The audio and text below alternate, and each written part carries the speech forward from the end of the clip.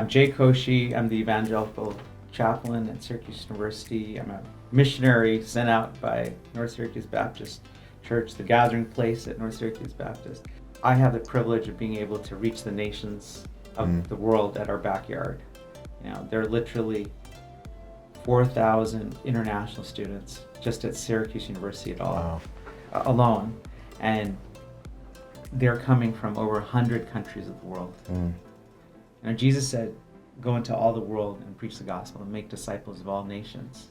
I believe that call was for all of us as believers.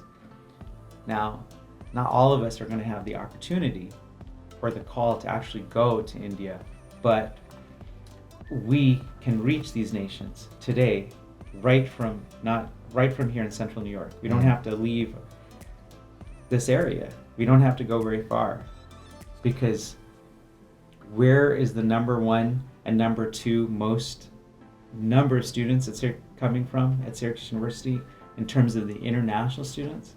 It's China and India. Wow. These two countries where it's extremely hard to be able to reach them with the gospel. These students will graduate after 1 year or 2 years or 4 years, and many of them will go back to their home countries. What an amazing thing if they go back now as disciples of the Lord Jesus Christ. And in turn, with the vision of making other disciples for the Lord Jesus Christ. So in a nutshell, that is what is our vision. I often will say this: we don't only have these students coming in, but we actually have future world leaders and present world leaders coming in, and especially here at Syracuse University, because we have the Maxwell School. It's the #1 ranked government training program in the entire United States. And we are, by God's grace, been able to befriend a number of these people, as well as sitting leaders. That means people who are actually in the government right now, and they come for programs, and then they go back to the government.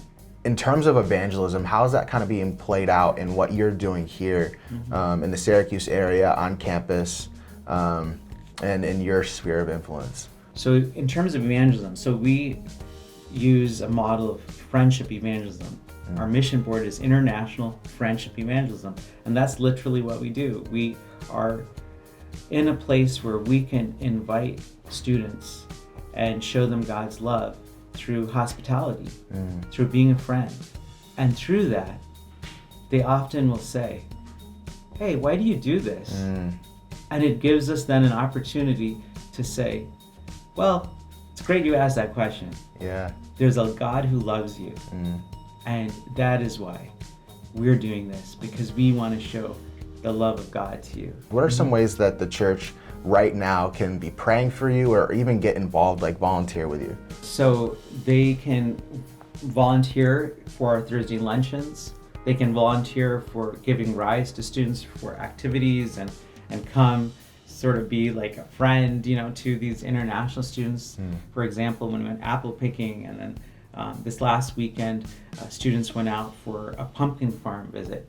And we also are looking for people to help with media, and people to help, put together, Facebook things and social media, and being able to help us with newsletters and so on, because that's sometimes an area also which can be very, very helpful, both for students, to reach out to them, both the students that are there as well as students who've gone on, as well as for believers in the area, to being able to connect with them and keep them excited and help them to see, hey, this is what's going on.